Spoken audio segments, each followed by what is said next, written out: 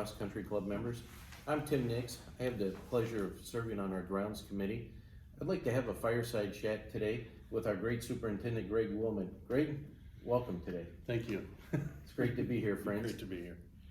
Today, what we'd like to really do is just have a conversation with the membership and share out some of the things that we do on our grounds committee meeting on a monthly basis, and then some of the follow-up meetings and iterative work that we end up doing in partnership and concert with Greg and the team. But Greg, first off, I'd like to commend you and the staff. I think that the quality of the turf grass and the playability of the golf course day in and day out this year has been fantastic. And coming off of last year, with the pandemic and a lot of things happened right there. You guys have done a fantastic job. So thank you for all that you and your team are doing for us every day. So as a membership, we truly appreciate that. So if we could, Greg, can we talk about some current events of what you're seeing with the golf course?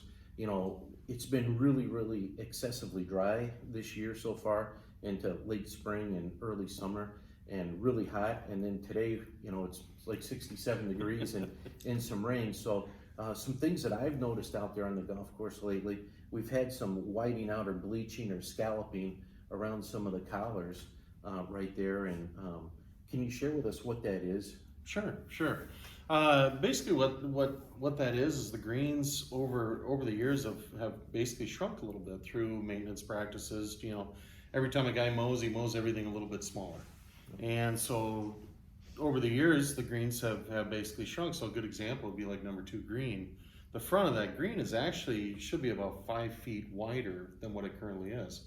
So we're looking at possibly going in and removing the bluegrass and fescue that has basically crept in as the bent grass has been mowed smaller, and basically taking that out because it is USGA spec soil and sand soil mix underneath with a choker layer, gravel choker layer. And so we can basically go back in, put bent grass back in, and we'll expand our putting surfaces into those areas. So about 15 or 16 of our greens probably have some of these areas that can be expanded. Back of 12 green, for example. Left side of 6. Not a huge amount on 6. Obviously, that's a troubled green out here, but there is some area there that could be recaptured and then used as green. And a good example being 2 with that area. Once we do expand it, that actually will lead to some more cupping positions up front, because we'll actually expand that area and have some more cupping locations for our members to enjoy, a little more challenge and something that people haven't seen previously. But I think you and your team are doing a great job on that. I know I've seen and witnessed pins this year that I had not seen before.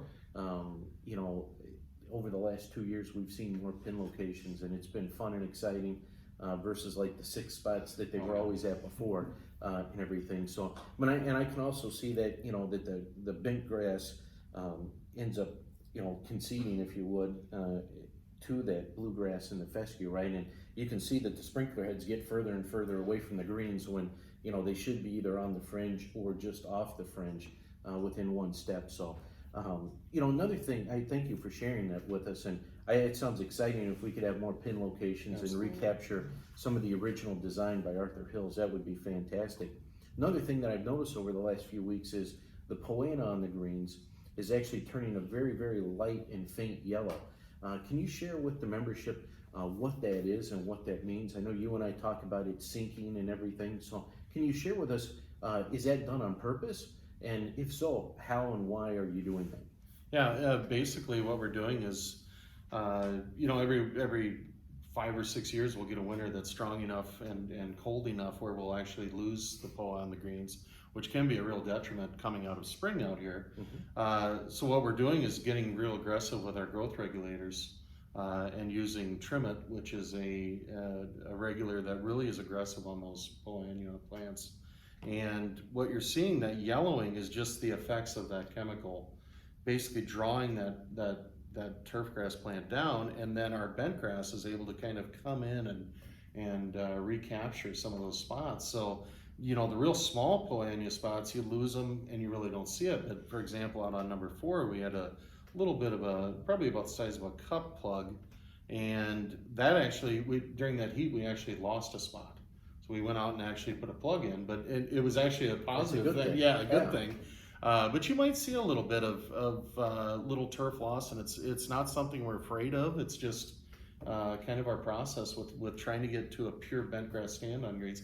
I'd love to get to the point where every year we're just going out and having to plug out some POA in the spring, like some of the guys up in the Twin Cities talk about, up at Hazeltine and some of these other clubs. And that's kind of our goal, is to get it where we're controlling our population enough where now we can just plug it out and have better putting greens. Nice. And I know you're using one other product along with the Trim It, right? So the Trim It starts to kill it. Are you using another product then to help stimulate the bent grass to creep in so we don't end up with barren Yes. soil on the greens? Yeah, so the other growth regulator we're using is Primo. And Primo it just really stimulates that lateral growth with the bent grass. And so we're taking the POA down and we're pushing the bend on top of it. That on top of getting onto a good greens program this year, which is something we haven't done in the past. We've been using up some other product and some things and getting that all cleaned up.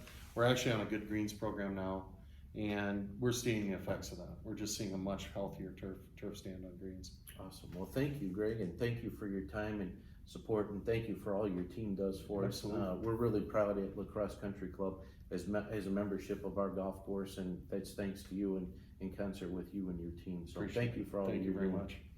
Thank you, Crosse Country Club members, and we will be speaking with you soon again, live here from the fireplace at our club.